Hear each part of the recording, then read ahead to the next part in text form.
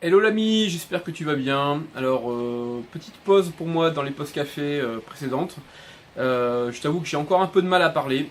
J'ai chopé, alors j'ai une allergie tous les ans aux graminées, mais là en fait ça a entraîné une crève, ça a entraîné des aftes énormes. Bref, j'ai encore un peu de mal à parler. Donc je vais essayer quand même de pas trop bafouiller. Aujourd'hui, je vais te parler de Unreal Studio et de Datasmith. Alors j'en avais déjà parlé dans un article précédent sur le blog 3D Bénicourt. C'était fin d'année 2017. J'expliquais un peu le fonctionnement et puis les atouts de Datasmith. Aujourd'hui, on parle plus de Unreal Studio.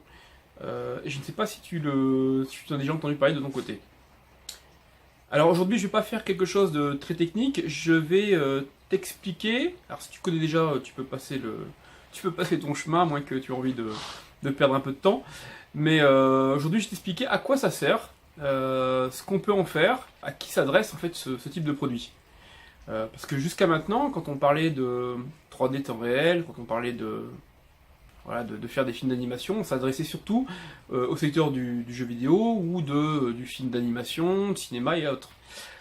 Depuis quelques temps, on parle de plus en plus d'utilisation de 3D temps réel au quotidien dans l'entreprise et ça a des impacts dans tous les secteurs d'activité. Que ce soit au niveau industriel pour pouvoir, je sais pas moi, par exemple, montrer une chaîne de production, de savoir comment elle fonctionne, former les équipes à l'utilisation en virtuel de cette chaîne de production, que ce soit les architectes qui veulent montrer un concept, faire visiter un appartement, voilà, et avoir un tas d'interactions dans cet appartement-là, comme changer la luminosité, changer l'emplacement et autres. À des publicitaires qui veulent, je sais pas moi, par exemple, montrer un produit, l'éclater auprès du public pour voir comment il est composé, comment le public peut jouer avec cet outil. C'est le cas par exemple quand on veut présenter une voiture en virtuel, le fait d'avoir un système qui permet de changer la couleur, de changer la position du volant, d'entendre le moteur ronronner. Voilà, tous ces éléments-là en fait sont devenus accessibles. Et là, on touche, je dirais, tous les corps de métier qui ont déjà une façon de travailler, qui ont déjà des outils de modélisation, qui ont déjà d'autres types d'outils. Là, on leur apporte un élément supplémentaire. Alors, le mieux, c'est que je vous montre en image et puis je vous donnerai quelques informations en même temps. Avant d'entrer dans le vif du sujet, j'aimerais qu'on parle un peu de 3D RT. RT pour Real Time. La 3D temps réel, c'est la possibilité d'afficher un objet ou un environnement 3D sans avoir besoin de passer par un temps de rendu. Pour obtenir une belle image 3D, on appelle ça une image de synthèse même si l'expression est désuète, il fallait parfois plusieurs heures de calcul, voire plusieurs jours, à une grosse machine spécialisée. Ainsi, faire un film d'animation de quelques minutes seulement, à raison de 30 images par seconde, pouvait prendre des semaines de calcul, voire des mois. Il ne fallait pas se louper. Et surtout, une fois que le film est produit, on n'y touche plus.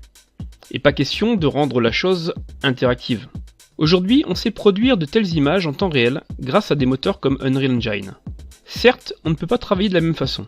Mais au final, on obtient non plus des films rigides, mais des scènes que l'on peut visiter en réalité virtuelle, des bâtiments dans lesquels on peut changer la luminosité, ouvrir les portes des tiroirs, simuler un incendie ou le mouvement d'une foule.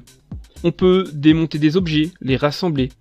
Et tout cela sous le contrôle de l'utilisateur. C'est pour cela que des moteurs comme Unreal Engine 4 intéressent les industriels, les architectes, les publicitaires et même la NASA. Je vous en avais parlé dans un article précédent pour la JDC 2016. Bientôt, même le secteur du cinéma sera contaminé. Fini les séries policières où l'on restera le cul dans le fauteuil à s'abreuver d'images sans avoir besoin de cogiter. On pourra se lever, passer derrière le canapé, trouver des preuves et fournir aux héros qui mènent l'enquête tous ces éléments. On pourra décider de la suite des événements, comme dans un jeu, mais prendre aussi un rôle actif. Tout cela, c'est grâce à la 3D temps réel, le degré de réalisme auquel on est arrivé, et des technologies émergentes comme la réalité virtuelle. Bon, maintenant que vous êtes convaincu de l'intérêt de la 3D temps réel, même si vous n'êtes pas du secteur du jeu vidéo, il reste un problème important auquel on est souvent confronté, ou tout du moins auquel on était confronté par le passé. Ben oui, avant l'arrivée d'Unreal Studio. Alors je m'explique. Je suis architecte, par exemple. et je veux proposer à mon client une visite virtuelle d'un appartement un peu particulier, concept sur lequel je travaille depuis des mois, mais qui n'est pas encore construit. Je lui ai montré des schémas, mais ce n'est pas trop parlant. Mon système est assez ingénieux, mais ses clients ont rarement le sens de l'imagination. Bref, je veux leur montrer de suite, mais j'ai tout fait sous 3ds Max. Comme je voulais rendre le tout interactif et qu'ils puissent le visiter à distance avec un casque de réalité virtuelle, j'ai exporté cela en FBX sous Unreal Engine. J'ai retravaillé mes matériaux, ma lumière, mes post-process, j'ai même fait quelques blueprints d'interaction, bref, un travail énorme. J'ai passé au moins une centaine d'heures en gros à convertir de 3ds Max vers Unreal Engine. Et là, c'est la cata, car je vais devoir faire évoluer mon projet, ajouter une pièce, changer telle ou telle chose. Oui, mais voilà, il n'y a pas que Unreal qui est impacté. Dans mon workflow, j'ai aussi toute la gestion des plans sur 3ds Max. J'utilise des plugins pour tel autre aspect, enfin c'est assez compliqué. Bref, mon source de départ, c'est mon projet sur 3ds Max, mon logiciel de modélisation. La démo en 3D temps réel, c'est un plus, mais ce n'est pas le cœur de mon métier. Et si je modifie la source, tout ce que j'ai pu faire ensuite, la simplification de certains objets, les matériaux que j'ai travaillés, bref, tout ce que j'ai fait quoi, tout ça, va falloir que je recommence.